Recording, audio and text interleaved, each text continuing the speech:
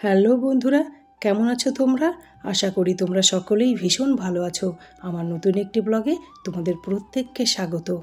আজ মঙ্গলবার আর এখন সকাল 7টা বাজে, আর আমি আমার ব্লগটি এখন থেকেই শুরু করছি। আজও প্রচণ্ড গরম পড়েছে। রোদ্দুর দেখে একটুও বোঝার উপায় নেই যে এখন সকাল 7টা বাজে, আর এরই মধ্যে লালু এত হাঁপিয়ে গেছে, ও এসে ওর জায়গায় শুয়ে পড়েছে। আমার সামনের দিকের উঠোন ঝাড় দিয়ে পুরো পরিষ্কার করা হয়ে গেছে। এবারে গিয়ে আগে কোপারের সাইডটা ঝাড় দেব, তারপর আজকে সকল টবের গাছে জল দেব, কারণ বৃষ্টির পরে আর আমি কোনো গাছেই জল দিইনি। এবারে বাগানের গাছ তো ঠিক আছে, কিন্তু টবের গাছগুলোর পাতাগুলো না নরম হতে শুরু করেছে, আর টবের মাটিও ফাটতে শুরু করেছে। আজকে সকল টবের গাছে জল দিতেই হবে। আর এই কারণেই না আমি আর গাছ বাড়াতে পারি না। আমার ইচ্ছে করে ভীষণ যে গাছে গাছে পুরো গোটা বাড়িটা ভরিয়ে রেখে দিই, কিন্তু ওই যে একার হাতে সম্ভব হয়ে ওঠে না অতটা যত্ন। আর কোনো গাছ বিনা যত্নে শুকিয়ে যাবে সেটাও তো সহ্য হয় না বলো। তাই জন্যে যে কটা আছে সে কটারই যত্ন করার চেষ্টা করি, আর এক্সট্রা গাছ না লাগাতে ইচ্ছে করলেও ভয় পাই।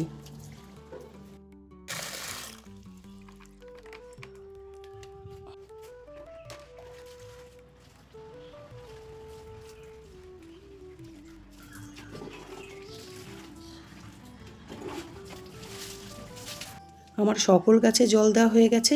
এবার এই ব্যাম্বু ট্রির গাছগুলো একটু বেঁধে দিচ্ছি। এই গাছগুলোর ডালগুলো এতটা বড় হয়ে গেছে না, এদিক ওদিক হেলে পড়ছে। এবার 2-3 দিন ধরেই দেখছি, কিন্তু সময় হয়ে উঠছে না। আজকে একটু এখনও 5-7 মিনিট হাতে সময় আছে, তাই ভাবলাম গাছ দুটো বেঁধে দিই। এই গাছের বড় বড় ডালগুলো কেটে দিলে পারি, কিন্তু এখনই না আমি কাটবো না, কটা দিন পরে কাটবো বৃষ্টি পড়লে। কারণ এই ডালগুলো কাটলে না এই ডালগুলো আর কোনো কাজে লাগবে না, বা কাউকে দিতেও পারবো না। তাই বৃষ্টি পড়ুক একটু, তখন ডালগুলো কাটবো। আমার বাইরের দিকের সকল কাজ কমপ্লিট হয়ে গেছে। এবারে আমি রান্নাঘরে চলে এসেছি ব্রেকফাস্ট বানাতে। আর আজকে জানো তো ব্রেকফাস্টে কী বানাবো? সাবু মাখা। রোজ রোজ না ওই রুটি বা কোনো দিন পরোটাও করছি, ভাল লাগছে না এই গরমে খেতে। তাই জন্যে গত রাতেই না আমি সাবু ভিজিয়ে রেখেছিলাম, যে সকালবেলা আজকে ঠান্ডা ঠান্ডা সাবু মাখা করব। খুব ভাল লাগে এই গরমের দিনে সকালবেলা ঠান্ডা ঠান্ডা সাবু মাখা খেতে। পেটটাও ভরে আর পেটটা ঠান্ডাও থাকে। তাছাড়া বড় না সাবু মাখা খেতে খুব ভালোবাসে। সাবু মাখাতে না নারকেল দিলেও খুব ভাল লাগে। ঘরে গোটা একটা নারকেল রয়ে গেছে। ওই যে যখন মেয়ের বাড়িতে গেছিলাম, মা কালীকে নারকেল ভোগ দিয়ে গেছিলাম, সেই গোটা নারকেলটা না রয়ে গেছে। কিন্তু ওই যে বর নারকেলকে সহ্য করতে পারে না, তাই জন্যে না আমি খাবার দাবারে কখনো নারকেল দিই না। আমি যখনই কোথাও যাই মা কালীকে নারকেল ভোগ দিয়ে যাই। এবার ফিরে এসে আমি ওই নারকেলটা বোনকে দিয়ে দিই।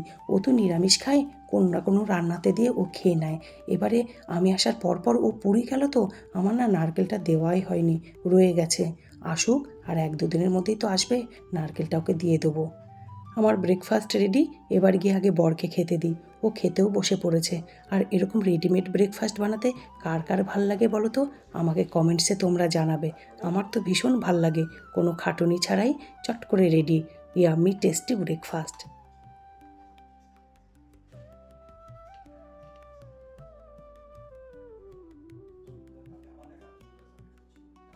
বর অফিসে চলে গেছে, আর আমি এই আমগুলো সকালবেলা কুড়িয়ে রেখে দিয়েছি মালতী বৌদিকে দেবো বলে। যাই মালতী বৌদিকে আমগুলো দিয়ে আসি। সেদিন তো মালতী বৌদি বাড়িতে ছিল না, তাই আর আম দিতে পারিনি। আজকে আমি সকালবেলা দেখে রেখেছি মালতী বৌদি ঘরে আছে।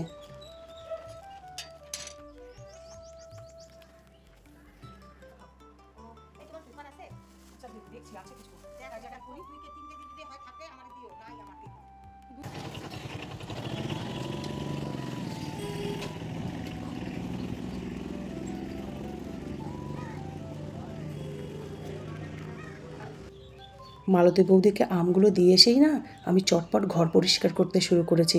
আজকে নিচতলাটা পুরো পরিষ্কার করব। তারপরে কালকের মতো আজকেও চট করে স্নান করে আগে পুজোটা করে নেব, তারপর রান্নাবান্না সব কিছু করব। গতকাল জানো তো সকাল সকাল স্নান সেরে পুজো করে নেওয়াতে আমার খুব সুবিধা হয়েছে।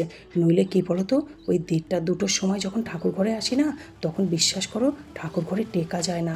কোনো রকম ঠাকুরকে জল মিষ্টি দিয়ে ঘরে পালাতে পারলে বাঁচি আর কি, এরকম অবস্থা হয়। আর এই মেন দরজাটা রোজ দিন তো খোলা হয় না, তাই যেদিনই খুলি না খুব ভালো করে পরিষ্কার করে নিই। আগে যখন রোজ দিন খুলতাম তখন তো রোজ দিনই একটু পরিষ্কার করে নিতাম বা একটু ঝাঁটা দিয়ে ঝাড়টার দিয়ে দিতাম, তখন সব সময়ের জন্যই না পরিষ্কার থাকতো। এখন তো রোজ দিন একদমই খোলা হয় না কোনো কারণ ছাড়া, তাই যেদিনই খুলি খুব ভালো করে দরজাটা পরিষ্কার করে নিই। সামনের দিকের দরজা তো নোংরা হয়ে থাকলে বাজে লাগে দেখতে। আজকে ঘর পরিষ্কার করার সাথে সাথে একটু ঝুলও ঝেড়ে নিচ্ছি। অল্প অল্প না মাকড়সার জাল জাল হয়েছে। সেই মা যখন চলে গেছিল তখন, তার পরপর যখন ঝুল তো ঝাড়তেই হয়, তখন ঘরদোর পরিষ্কার করতে হয়, তখন ঝেড়েছিলাম। তারপর টানা এত কটা দিন একদমই ঝাড়া হয়নি। আর তাছাড়া আমাদের ঘরে ঝুল বেশি পড়েও না, তাই জন্য আর ঝাড়াও হয়নি। এখন দেখছি একটু একটু ঝুলঝুল হয়েছে, তাই পরিষ্কার করে দিচ্ছি। আর দেখো, মা চলে গেছে, মানুষটা চলে গেছে, একটা মাস হয়ে গেছে। মনে হচ্ছে তো সেই দিনই তো ছিল, সেই দিনই তো এই বিছানা জুড়ে সেই মানুষটা থাকতো। তার জামা কাপড়, কাঁথা বালিশ সব কিছু ওই পিছনটা দিয়ে ভাঁজ করে রাখতাম। কিন্তু দেখো, আজ দেখতে দেখতে 1 মাস হয়ে গেছে। আর 1 মাস কি গো, 1 মাস একদিন হয়ে গেছে। 21 তারিখ সোমবার আমার সারাটা দিন মনে ছিল, জানো তো, ক্ষণে ক্ষণে মনে পড়ছিল। এই সময় তাকে এই করছিলাম, ওই সময় ওই করছিলাম। 2:15 নাগাদ তার শরীর খারাপ হলো, 3:20 নাগাদ তার আরও খারাপ হয়ে গেল শরীর, 3:40 সে চলে গেল। পুরোটা মনে পড়ছিল, যার জন্যে না শরীরটা আরও খারাপ খারাপ করছিল। কিন্তু কাউকে বলিনি। সত্যি কথা বলতে বলার মতন কে ছিল? এক বর আর নইলে মেয়ে। মেয়ে তো দূরে আছে, ওকে বললে মনে করালে ওর শরীরটা খারাপ করবে বা ওর কষ্ট পাবে। আর বরকে তো আমি কষ্ট দিতে চাই না, তাই জন্যে চুপ করেছিলাম। কিন্তু মানুষ তো আমি, রাতে না ওকে বলছি, বলো তো আজকে কী ডেট? কিন্তু কি বলছে জানো? আমি জানি আজকে কত তারিখ, কিন্তু চুপ করে আছি। আর সারাটা দিন সুন্দর করে কাটিয়েছি, কারণ মন খারাপ করে যদি পড়ে থাকি তাহলে মা ওপর থেকে কষ্ট পাবে। বুঝতে পারলাম শুধু আমি না, সেও মনে রেখেছে ডেটটা, কিন্তু কেউ কাউকে প্রকাশ করিনি। কিন্তু মানুষ তো, দিন শেষে না একে অপরের কাছে স্বীকার করে নিয়েছি যে ডেটটা পুরোই মনে আছে। ভুলিনি তাকে, ভুলবও না কোনো দিন। যতদিন পৃথিবীতে আছি তার কথা মনে থাকবে, তার ভালো মন্দ সকল আলোচনা হবে, সব কিছু হবে। সে কোনো দিন আমাদের মধ্যে থেকে যাবে না। আর এদিকে তোমাদের সঙ্গে সুখ দুঃখের গল্প করতে করতে আমার সকল কাজ কমপ্লিট হয়ে গেছে। এবারে সকালে জলখাবারটা খাবো। আমার খিদেও পেয়ে গেছে। আর তাছাড়া এই ঠান্ডা ঠান্ডা এই সাবু মাখা খাওয়ার জন্যে না, কি বলো, আমি একদম উদগ্রীব হয়ে আছি যাকে বলে। কি ভালো লাগছে জানো খেতে ঠান্ডা ঠান্ডা খাবারটা। বর খেয়ে অফিস যাবার পর না আমি পুরো খাবারটা ধরে ফ্রিজে রেখে দিয়েছিলাম। খাবারটা আরও ঠান্ডা হয়ে গেছে, দারুণ লাগছে খেতে।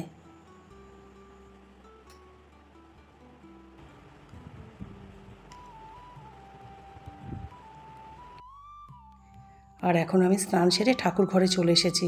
আজকে জানো তো, তাও একটু দেরি হয়ে গেছে ঠাকুর ঘরে আসতে, কারণ একটা ফোন এসে গেছিলো, একটু কথা বলতে গিয়ে দেরি হয়ে গেল। আর সামনেটা দেখো রোদে পুরো ভরে গেছে। কালকে একদম ঠিক টাইমে এসেছিলাম, 10:30টার মধ্যে ঠাকুর ঘরে চলে এসেছিলাম, সামনেটা পুরো ছাওয়া ছাওয়া ছিল।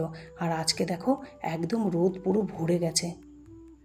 আর এর মধ্যে চুমকি দিয়েও কাজ করতে চলে এসেছে। আমি বললাম তুমি জামা কাপড়গুলো কেচে বাসনটা বার করো, আমি আসছি। আর আমার না এই তাড়াটাই ভাল লাগে না ঠাকুর ঘরে এসে। খুব তো বেশি ঠাকুরের সেবা করতে পারি না, ওই একটু জল মিষ্টি ফুলই দিই, কিন্তু সেটুকু না আমি একটু নিরিবিলি আর শান্তিতে দিতে চাই। ওই পিছনে তাড়া থাকবে না, ওটা আমার একদম ভাল লাগে না। এক আধ দিন চললেও না, রোজ রোজ আমার একদম ভাল লাগে না। আর তাই জন্যই না আমি একটু বেলাতে পুজো করি। বেলাতে না শান্তিতে নিরিবিলিতে পুজো করা যায়।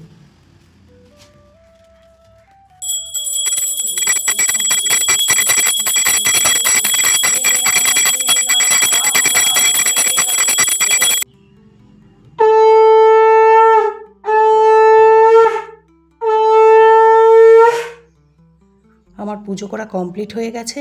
আর বাইরেটা রোদ্দুর দেখো, আজকে বীভৎস রোদ্দুর উঠেছে, প্রচণ্ড গরম পড়েছে আজকে।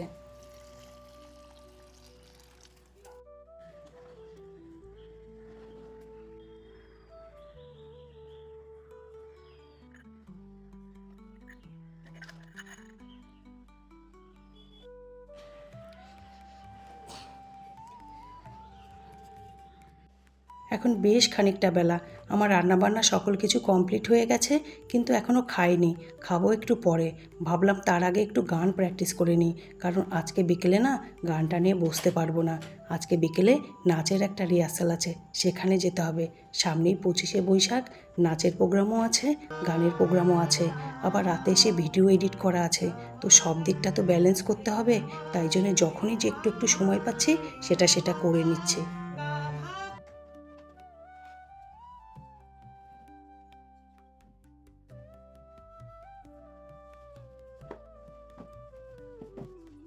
গান প্র্যাকটিস হয়ে গেছে, এবার খাবো। আর আজকে কি কি রান্না করেছি তোমাদের সঙ্গে তো শেয়ার করিনি, এখন করছি। এই দেখো, আলু, গাজর, কাঁচা লঙ্কা, পেঁয়াজ দিয়ে একটা ভাজা করেছি নরম নরম করে। তারপর মাছের ডিমের বড়া ঝোল করেছি গা মাখা।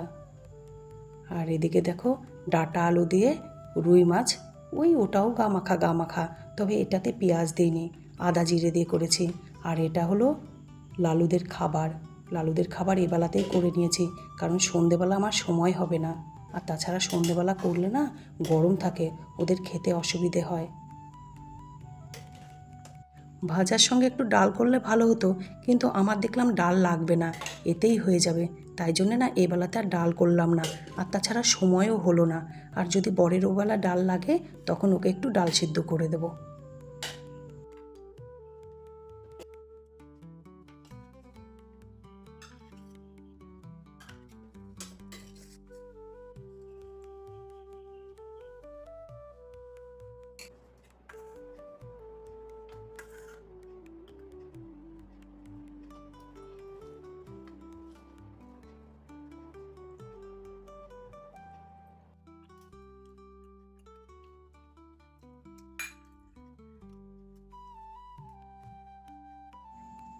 দুপুরের পর এখন সন্ধে 6:30 বাজে।